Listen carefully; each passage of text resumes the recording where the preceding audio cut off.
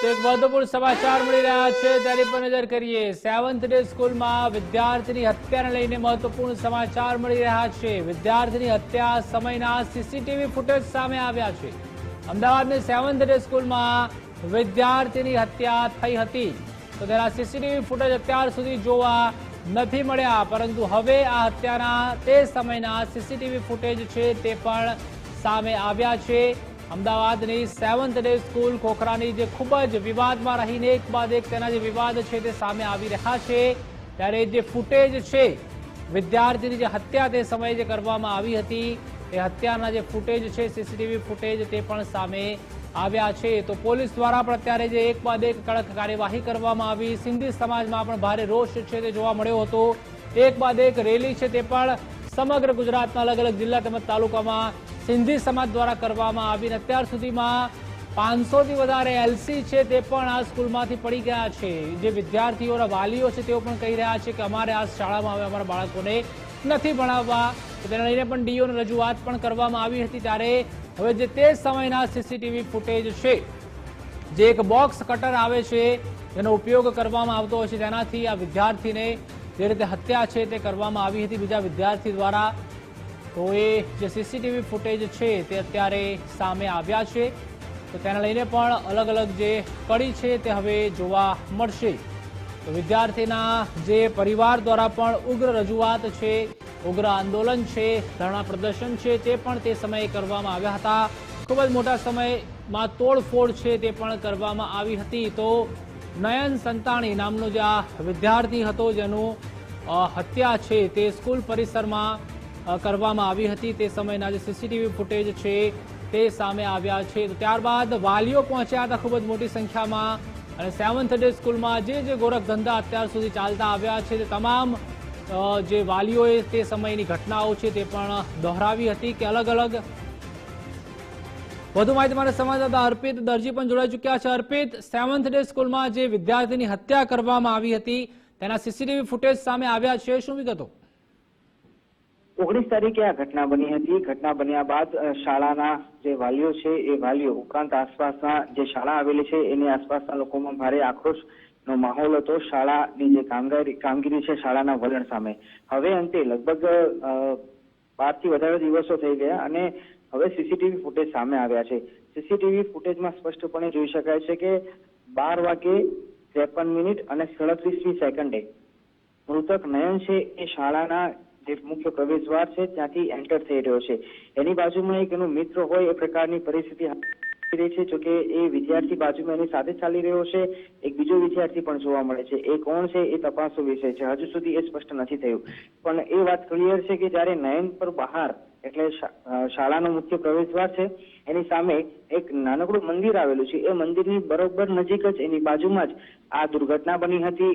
2 વિદ્યાર્થીઓ હતા, એ 2 વિદ્યાર્થીઓ દ્વારા તીક્ષ્ણ હથિયાર વડે નયન પર હુમલો કરવામાં આવ્યો હતો। નયનના છાતીએ હુમલો કરવામાં આવ્યો, જેના કારણે શરૂઆતમાં તો નયનને જે સીસીટીવી ફૂટેજ છે એના પરથી હું અંદાજો લગાવું, સાચી હકીકત તો જે પોસ્ટમોર્ટમ એકચ્યુઅલ રિપોર્ટ શું છે, પોલીસની શું તપાસ થઈ રહી છે અથવા તો તપાસ થઈ છે એમાં શું સામે આવે છે એ હકીકત ત્યારે જ સામે આવશે જ્યારે પોલીસ અથવા તો જે તે એજન્સી તપાસ કરતી હોય। પણ પ્રાથમિક અનુમાન અને અંદાજો હું લગાવી શકું, અને જે વિડીયો જોયો છે જેટલા લોકોએ, અને હાલ તો આ પહેલીવાર સીસીટીવી ફૂટેજ સામે આવ્યા છે આખી ઘટનાના, કેમ કે અત્યાર સુધી આ સીસીટીવી ફૂટેજ આવ્યા ન હતા, એટલે એ સ્પષ્ટ થઈ ગયું છે। તમે જોઈ રહ્યા છો કે જે નયન છે મૃતક, એ નયન જયારે એન્ટર થઈ રહ્યો છે ત્યારે એને છાતીએ હાથ રાખીને જઈ રહ્યો છે, એટલે એવું કહી શકાય, એવું અંદાજો લગાવી શકાય કે જે તે સમયે તેના પર હુમલો થયો ત્યારે એ સ્ટેબલ અવસ્થામાં હતો, પરંતુ જ્યારે એ શાળામાં પહોંચે છે એ પછી એને ખ્યાલ આવે છે અને એની જે ગંભીરતા હતી એ પછી આસપાસના લોકોને સમજાઈ હશે, અથવા તો જે આરોપો લગાવવામાં આવ્યા છે એ આરોપો કયા પ્રકારની પરિસ્થિતિમાં લગાવવામાં આવ્યા, અને અત્યાર સુધી આખો જે ઘટનાક્રમ એક બાદ એક સર્જાયો છે એ ઘટનાક્રમ સર્જાયા બાદ આજે આ સીસીટીવી ફૂટેજ સામે આવી રહ્યા છે, એટલે હાલ ચર્ચાનો વિષય બન્યો છે।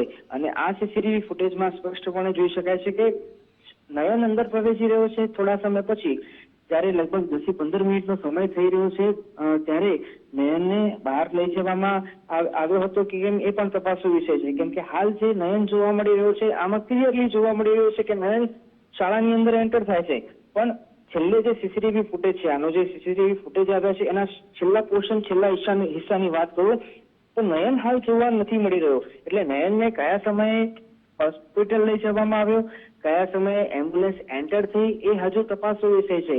અલગ અલગ એંગલથી ક્રાઇમ બ્રાન્ચ, કેમ કે આ મામલાની તપાસ કરી રહી છે, તો ક્રાઇમ બ્રાન્ચ દ્વારા પણ સીસીટીવી ફૂટેજ કલેક્ટ કરવામાં આવ્યા છે, જો કે સીસીટીવી ફૂટેજ હજુ સામે નથી આવ્યા. આ એટલે અર્પિત, વાત એ જ છે કે આમાં પણ જે વિદ્યાર્થીઓ છે કે તેના જે ક્લાસમેટ છે તે તેને ઉચકીને લઈ જઈ રહ્યા છે અને તેના કારણે જ વાલીઓએ પણ ખાસ રોષ ઠાલવ્યો હતો, શાળામાં તોડફોડ કરી હતી, શિક્ષકોને પણ માર માર્યો હતો, આચાર્યને પણ માર માર્યો હતો કે જો તેઓએ સમય સૂચકતા તે સમયે વહેલી દાખવી હોત અને 108 બોલાવીને કે એમ્બ્યુલન્સ બોલાવીને તેને વહેલાસર પ્રાથમિક સુવિધા આપવામાં આવી હોત તો કદાચ તેનો જીવ બચી ગયો હોત. એ તપાસનો વિષય છે ને હાલ ક્રાઇમ બ્રાન્ચ તપાસ કરી રહી છે, પણ આ જે ઉલ્લેખ કર્યો આ બાબતનો, એ બાબતનો ઉલ્લેખ તપાસ એજન્સી એટલે કે ક્રાઇમ બ્રાન્ચ દ્વારા પણ આ બાબતનો ઉલ્લેખ કરવામાં આવ્યો.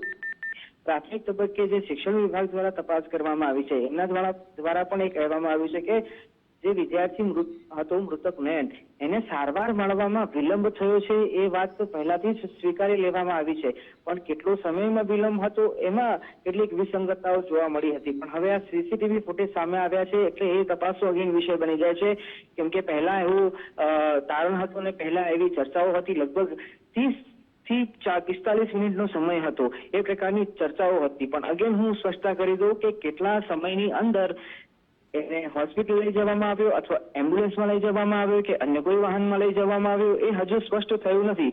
પણ આ જે સીસીટીવી ફૂટેજ છે એમાં એક બાબત સ્પષ્ટ છે, જ્યારે નયન એન્ટર થાય છે ત્યારે એના છાતી હાથ છે એ ઇજાગ્રસ્ત અવસ્થામાં એન્ટર થઈ રહ્યો છે, પણ એ એટલો સક્ષમ હતો જ્યારે હુમલો થયો ત્યારે કે પોતે સ્ટેબલ હતો અને એ શાળાની અંદર પ્રવેશ કરી રહ્યો છે.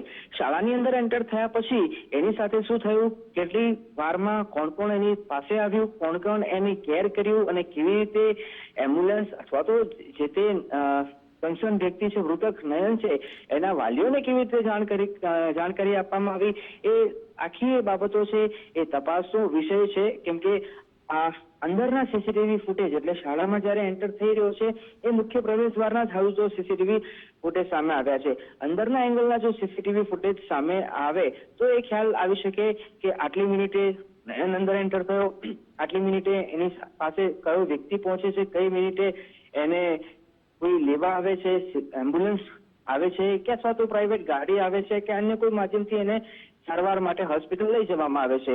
કેમ કે આ કિસ્સો એટલો બધો ગૂંચવણ ભર્યો છે કે અનેક આરોપો, અલગ અલગ પ્રકારના આરોપો, અલગ અલગ પ્રકારના દાવા વાલીઓ દ્વારા કરવામાં આવી રહ્યા છે. કેમ કે બાળકે તો હજુ દુનિયા જોવાની શરૂઆત કરી હતી અને આ પ્રકારની જ્યારે ઘટના બનતી હોય ત્યારે એના માતા પિતા પર દુઃખનો મોટો પહાડ તૂટી પડ્યો હોય પ્રકારની અવસ્થા, એ પ્રકારની પરિસ્થિતિ સર્જાઈ છે.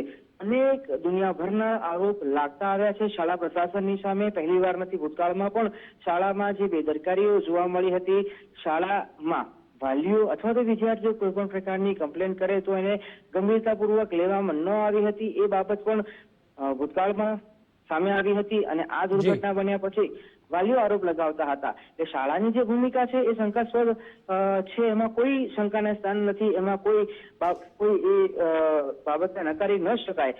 પણ કેટલીક બેદરકારી, કયા પ્રકારની બેદરકારી એ તપાસનો વિષય છે ને તપાસ એજન્સી એ બાબતે તપાસ કરી રહી છે. પણ એક સૌથી મોટી વાત કે દુર્ઘટના બન્યા પછી 19 તારીખે જે દુર્ઘટના બની હતી એ પછી પહેલી વાર આ સીસીટીવી ફૂટેજ સામે આવ્યા છે, એટલે લોકો પણ ચર્ચા કરી રહ્યા છે કે નયન કઈ અવસ્થામાં હતો જ્યારે એની પર હુમલો થયો હતો. એટલે થઈ ગયો છે કે નયન પર જ્યારે હુમલો કરવામાં આવ્યો ત્યારે નયન ચાલતા ચાલતા સ્વસ્થ અવસ્થામાં, પરંતુ એ ચોક્કસથી છે કે એકદમ ધીમે ધીમે ચાલી રહ્યો છે અને હાથ છાતીએ રાખીને ચાલી રહ્યો છે એ સ્પષ્ટ થયું છે. એટલે લોકોને દિમાગમાં ઘણા બધા સવાલો હતા કે જ્યારે હુમલો થયો નયન પર ત્યારે કેવી એની હાલત હતી, એ બાબતોની ચર્ચા ચાલતી હતી. તો એ સ્પષ્ટ થઈ ગયું છે કે નયન જાતે અંદર પ્રવેશ્યો હતો અને એની સાથે એની બાજુમાં જે બે વિદ્યાર્થીઓ છે એ પણ જોઈ શકાય છે. જી આભાર અર્પિત, સમગ્ર માહિતી સાથે જોડાવા બદલ.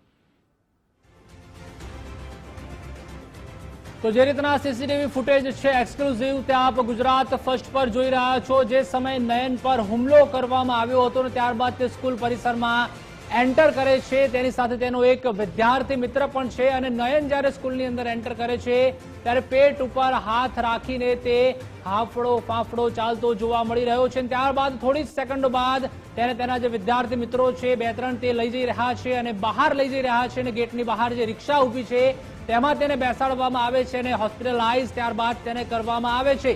પરંતુ જો આ શાળાના તંત્રએ પહેલા ધ્યાન રાખ્યું હોત, શાળાના સંચાલકો કે શિક્ષકો કે પટાવાળાએ કે સિક્યુરિટીવાળાએ પણ જો તાત્કાલિક આની ઉપર પગલાં લીધા હોત અને તુરંત 108 કે એમ્બ્યુલન્સ બોલાવીને તેને પ્રાથમિક સારવાર આપવામાં આવી હોત તો નયન સંતાણીનો આજે જીવ કદાચ છે તે બચી ગયો હોત. તો આ જે સીસીટીવી ફૂટેજ છે તે એક્સક્લુઝિવ આપ ગુજરાત ફર્સ્ટ સ્ક્રીન ઉપર જોઈ રહ્યા છો. જે સમયે નયન ઉપર હુમલો કરવામાં આવ્યો હતો વિદ્યાર્થી દ્વારા, ત્યારબાદના થોડી ક્ષણ બાદના જ આ સીસીટીવી છે જ્યારે તે પેટ ઉપર હાથ રાખીને આવી રહ્યો છે. કારણ કે તે સમયે તેને જે બોક્સ કટર આવે છે જેનાથી વિદ્યાર્થીએ હુમલો કર્યો હતો તેના કારણે તેને જે બ્લીડિંગ છે તે થઈ રહ્યું છે, લોહી નીકળી રહ્યું છે, તેના કારણે તે પેટ ઉપર હાથ રાખીને આપતો સ્કૂલની અંદર આવી રહ્યો છે. ત્યારબાદ તે આગળ જઈને ઢળી પડતો હશે અને ત્યારબાદ તેના 3-4 મિત્રો છે તે તેને ઉંચકીને ત્યાંથી લઈ જઈ રહ્યા છે. પરંતુ સિક્યુરિટી વાળા ઉભા છે, અન્ય શિક્ષકોએ પણ તેને જોયો હશે પરંતુ કોઈએ પણ તે સમયે મદદ ન કરી અને તેના કારણે જ જે શાળા સંચાલકો ઉપર તેમજ શાળાના શિક્ષકો ઉપર જે ગુસ્સો છે તે પરિવારનો ફાટી નીકળ્યો હતો, તે સિંધી સમાજનો ફાટી નીકળ્યો હતો. તેના કારણે જ ભારે તોડફોડ પણ તે સમયે છે તે શાળામાં કરવામાં આવી હતી. તો નયન સંતાણીનો જે વિડીયો છે તે સમયનો તે સામે આવ્યો છે.